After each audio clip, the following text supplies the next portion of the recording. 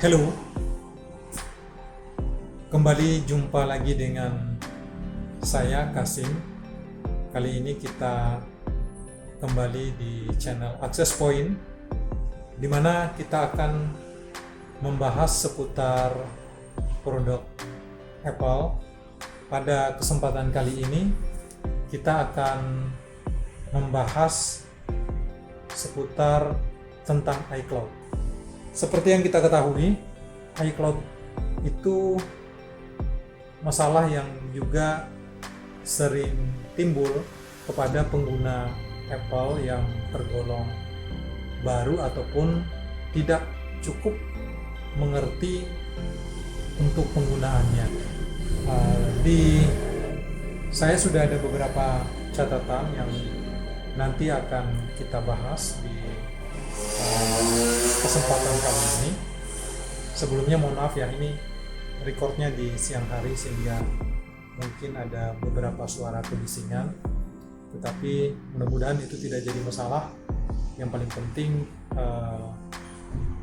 kami bisa berbagi informasi ataupun memberikan tips seputar pengguna Apple. Nah, saya ada beberapa catatan terkait dengan ini iCloud ya, yang sering dialami oleh para pengguna. Nanti kita akan coba membahasnya satu-satu. Bagi teman-teman atau rekan-rekan sekalian yang ingin juga memberikan komentar ataupun seputar pengalamannya di iCloud, silakan menulis komentar di bawah. Mudah-mudahan pengguna yang lain juga bisa mendapatkan informasi dan penjelasan dari apa yang kita bagi tersebut. Ada beberapa langkah yang mesti dilakukan saat registrasi Apple ID. Yang pertama, ya pastikan meregistrasi Apple ID secara benar. Nah, ini kadang kita sering menjumpai proses registrasi yang tidak benar seperti itu, atau tidak sesuai dengan ketentuan yang telah disiapkan oleh Apple. Biasanya orang-orang yang melakukan registrasi di counter ini kebanyakan yang sering kami alami kayak gitu ya. Ada yang membeli iPhone di counter HP tertentu, dan kebetulan si penjualnya itu tidak cukup mengerti tentang bagaimana salah satu ataupun beberapa persyaratan yang diterbitkan oleh Apple terkait dengan keamanan, sehingga registrasinya itu ngasal. Namanya diisi mungkin nama si registrasi, nomor teleponnya sembarangan dan sebagainya, emailnya juga baru dibuat pada saat itu. Celakanya lagi, setelah diregistrasi itu tidak diserahkan catatan itu terhadap kepada si pengguna. Nah, akibatnya apa? Ketika nanti ada masalah, ya kami sering menerima hal yang semacam itu. Ketika kita tanya, ini tahu nggak ID Apple-nya? Jawabnya nggak tahu. Catatannya ada? Tidak ada. Lalu kemarin registrasi di mana? Di counter. Nah, sementara counternya itu ngasal. Nah, ini kan jadi masalah. Jadi pastikan Anda melakukan registrasi dengan benar. Yang kedua, email yang didaftarkan sebagai ID Apple dapat di-login, karena email tersebut dapat digunakan untuk mereset password iCloud apabila kita lupa ya terhadap passwordnya. Jadi kalau ID iCloud-nya masih ingat atau inisial tertentu, kalau seandainya kita lupa password iCloud-nya, kita bisa melakukan reset. Nah, resetnya itu kita kirim ke email. Nah, oleh karena itu maka penting bagi kita untuk melakukan registrasi email dengan benar. Nah, ini penting ya. Kadang juga ada orang yang sudah iCloud-nya lupa, emailnya juga lupa. Ini yang sering kami temuin seperti itu. Sudah iCloud-nya lupa, emailnya lupa. Celakanya lagi, waktu kita mau mencoba masuk ke emailnya, dia sudah lupa, registrasi emailnya pun asal. Nah, ini kan jadi masalah seperti itu ya. Oke lah kalau iCloud-nya ngasal, tapi setidaknya emailnya jangan ngasal. Kenapa? Pentingnya di mana kalau emailnya tidak ngasal seperti itu? Karena kita bisa melakukan reset lagi di emailnya untuk kita bisa login. Karena nanti prosesnya waktu kita lakukan reset dari iCloud-nya dari servernya Apple akan mengirim email kepada alamat email tadi yang diregistrasikan. Kita harus login dan melakukan konfirmasi bahwasanya kita telah melakukan reset. Yang ketiga, sewaktu diregistrasi, pilihlah pertanyaan yang mudah dijawab nanti karena Apple menyediakan pertanyaan keamanan untuk memastikan ini adalah kita yang meregistrasi. Jadi Apple itu punya standar ya atau prosedur. Jadi kalau seandainya kita lupa, tadi katakanlah kita lupa prosesnya tadi waktu kita reset kita lupa alamat emailnya. Habis itu ada lagi tahap kedua, yaitu dia menyediakan pertanyaan keamanan. Pertanyaan keamanan itu dan juga harus dipastikan ketika kita melakukan registrasi itu diisi dengan benar, dengan yang mudah kita ingat. Contoh nih, kadang-kadang Apple memberikan pertanyaan itu bisa kita pilih kok, bisa kita pilih. Jadi pertanyaannya itu di mana kedua orang tua Anda dipertemukan. Kita tulis saja mungkin jawabannya di Balikpapan atau mungkin di Jakarta, dan tolong itu sesuai dengan faktanya supaya itu memudahkan kita mengingat. Kadang juga kita diminta untuk memilih pertanyaan dan pertanyaan itu kita bahas untuk memilihnya gitu ya. Siapa teman baik Anda sewaktu kecil? Nah ini penting, kalau teman baik itu kan banyak sekali ya. Ya disarankan untuk menghindari pertanyaan-pertanyaan seperti itu. Tetapi kalau orang tua bertemu kan masa kita nggak ngerti gitu lah ya, seperti itu. Atau apa nama panggilan waktu Anda kecil, nama panggilan Anda. Atau ada yang terkait dengan dream jobs, kita mempunyai pekerjaan impian seperti itu. Nah itu juga hati-hati karena kita banyak mungkin sekali yang kita impikan sehingga pertanyaan itu bisa rawan. Mungkin ada yang dulu pernah kepingin jadi dokter, ada yang kepingin jadi ilmuwan, atau mungkin ada yang kepingin jadi guru. Nah ini hati-hati. Jadi memang kita betul-betul mengingatnya pertanyaan dan jawaban tersebut. Habis itu keempat, nomor HP yang didaftarkan pada ID Apple harus selalu aktif dan jangan suka gonta-ganti nomor HP. Nomor HP dapat berfungsi untuk mereset apabila kita lupa terhadap password. Selalu aja kami di Access Point sering mendapatkan hal-hal yang seperti ini. Jadi sudah emailnya nggak tahu, registrasinya ngasal, nomor HP pun yang waktu diregistrasi juga nomor HP-nya orang atau nomor HP-nya dia, dan dia sudah melakukan pergantian terhadap nomor HP. Oh ini masalah sekali ya, karena ketika kita sudah lupa tadi itu, email lupa, pertanyaan lupa, ada lagi opsi lainnya adalah kita melakukan reset menggunakan nomor HP. Nah, notifikasi akan dikirim oleh servernya Apple kepada nomor HP yang terregistrasi itu. Bagaimana kalau kita suka menggonta-ganti nomor itu, sudah nggak tahu di mana, sudah lupa dan sebagainya. Wah, saya diregistrasi oleh counter. Nah, ini masalah-masalah seperti ini yang sering betul kami temui.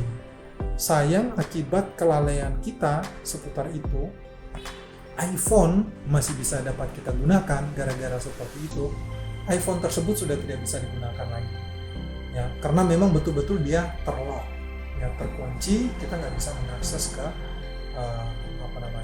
untuk membuka kuncinya menggunakan iCloud. Nah ini hati-hati. Jadi pastikan kalaupun nanti Anda mengganti nomor HP, Anda harus lakukan pengeditan atau pembaruan data. Oke. Lalu sering juga ada pertanyaan seperti ini. Kalau saya lupa dari hal-hal yang seperti tadi, yang keempat hal tersebut, apakah saya bisa menggunakan lagi Apple yang terlock iCloud? Apple melakukan proteksi keamanan data pengguna pada device besutannya dengan PIN, Face ID, FingerLock, dan iCloud. Ya, jadi ingat itu. Jadi ada proses untuk kita bisa mengakses ke iPhone kita ataupun ke MacBook kita. Itu ada beberapa cara ya sebagai proteksi. Jadi Apple memberikan security yang teringan itu adalah PIN. Ya, penggantinya PIN sekarang ada namanya FingerLock. Jadi sidik jari ya, sidik jarinya kita. Ya, kalau seandainya kita tidak bisa atau HP kita tidak mendukung dengan sidik jari, kita pakai PIN. Biasanya iPhone 5 ke bawah itu pakai PIN. iPhone 5S itu sudah ada fingernya seperti itu. Nah, yang ke atasnya lagi iPhone X itu sudah pakai Face ID. Nah, celakanya kalau itu kita nggak ngerti, kita nggak tahu, maka harus dilakukan restore kan. Kalau restore, keamanan terakhir adalah iCloud seperti itu. Jadi kalau pertanyaannya tadi itu, keempat hal tadi itu bisa diakses? Tidak. Kalau seandainya kita lupa, ya kita lupa. Bisa jawabannya, asalkan salah satu tadi harus diingat. Ya. Jadi tidak ada cara lain sejauh ini yang dapat dilakukan untuk membuka iCloud kecuali kita dapat melakukan dengan salah satu dari keempat hal tadi. Ya, tidak ada cara lain. Ya perlu diingat. Ya. Nah.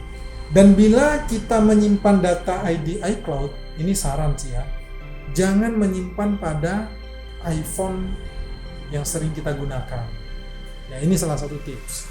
Ketika HP-nya masalah, rusak ini, iPhone-nya rusak, dibawa ke tempat servis.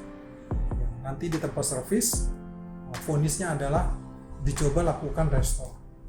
Nah, ketika restore, apabila ada iCloud, maka kita harus login menggunakan iCloud.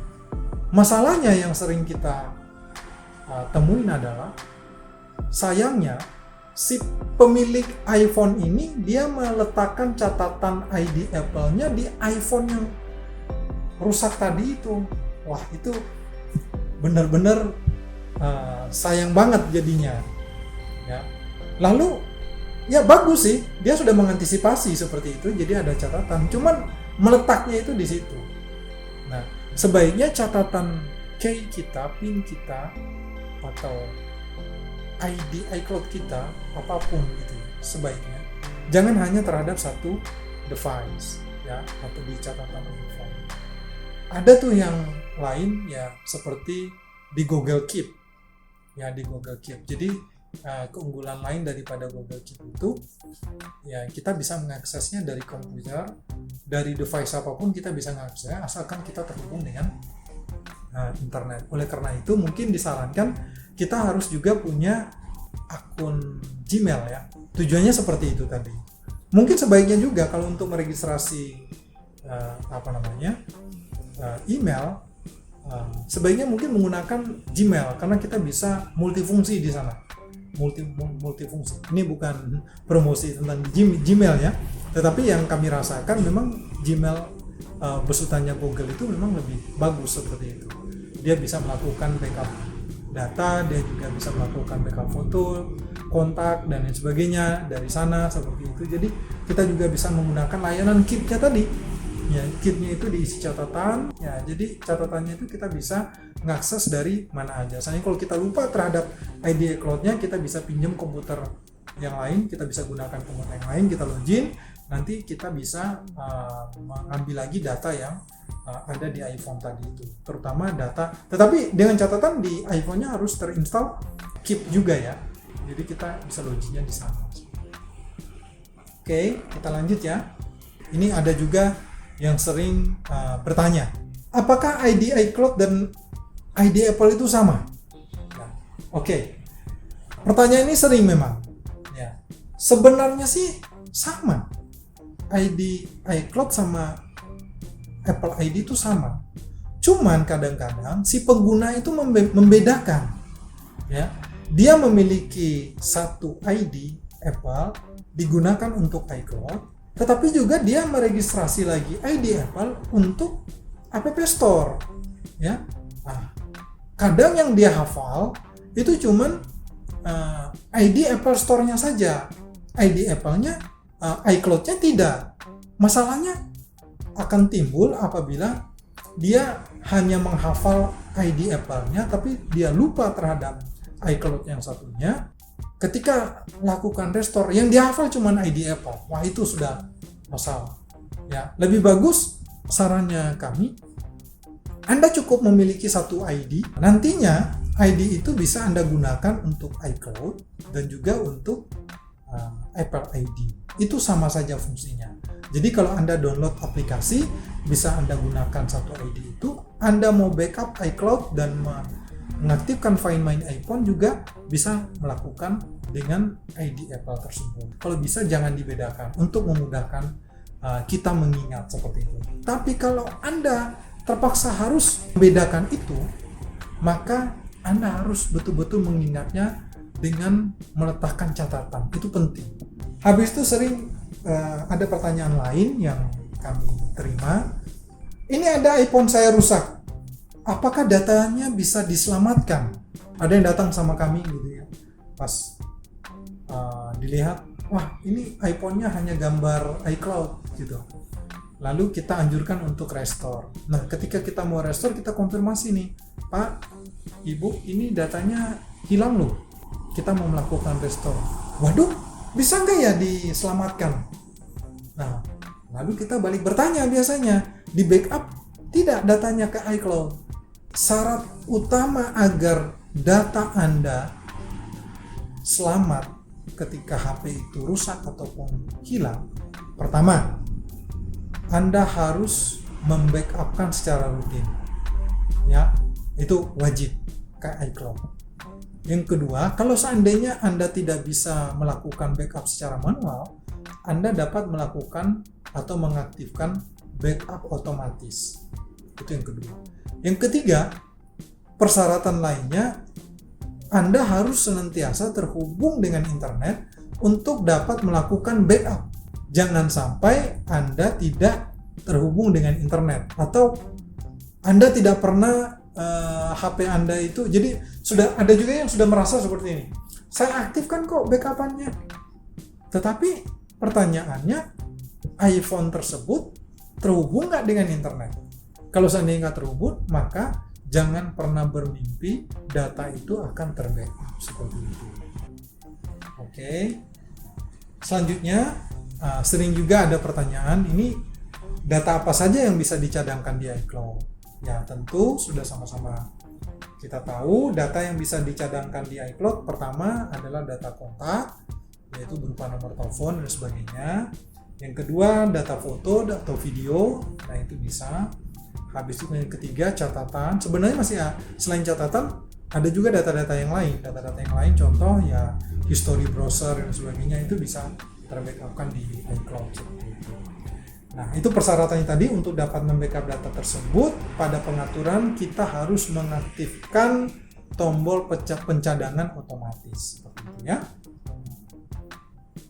Ada lagi pertanyaan ini yang sering kami terima. Apakah iCloud dapat digunakan di beberapa iPhone ataupun device Apple yang lainnya? Selama ID Anda itu adalah ID gratis yang Anda tidak berlangganan, maka Anda hanya dapat melakukan penggunaan ID iCloud itu hanya sebanyak 5 device. 5 device, ingat ya, 5 device. Tidak lebih daripada itu. Hanya 5 device. Ya, jadi kalau kita tidak berlangganan iCloud, jadi kita hanya dapat menggunakan kepada 5 device. Contoh nih, kita sudah pakai di iPhone. Oke, itu satu. Yang kedua, terhubung dengan iWatch. Itu yang kedua. Kita pakai ke MacBook. Nah, itu yang ketiga. Habis itu kita punya iPad lagi. Ya, itu yang keempat. Ya, mungkin juga kita punya iPhone yang lain lagi yang kelima. Nah, itu batasnya sampai 5. Kalau seandainya lebih daripada itu sudah tidak bisa. Kecuali cloud yang berlangganan. Kalau lempar langganan, kita bisa lebih daripada itu. Tapi ada juga menyambung yang tadi ya, ada juga yang yang bertanya sama kita. Pernah ada beberapa kasus yang datang dan bertanya sama kita, dia merasa dia melakukan, bukan merasa ya, dia melakukan. Jadi waktu dia input ID Apple itu ada notifikasi gitu ya, device sudah maksimum, artinya iPhone-nya dia itu sudah tidak bisa lagi dimasukkan dengan ID Apple yang mau dimasukkan ini. Nah, kenapa seperti itu? Nah, ini dia.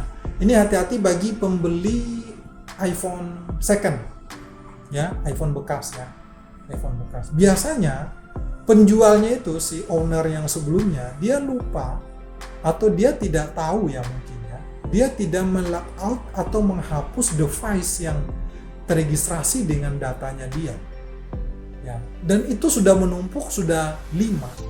Jadi ketika dijual memang dia sudah logout dari iCloud, tapi ingat di iTunes itu masih ada lagi satu fasilitas, kita harus mengeluarkan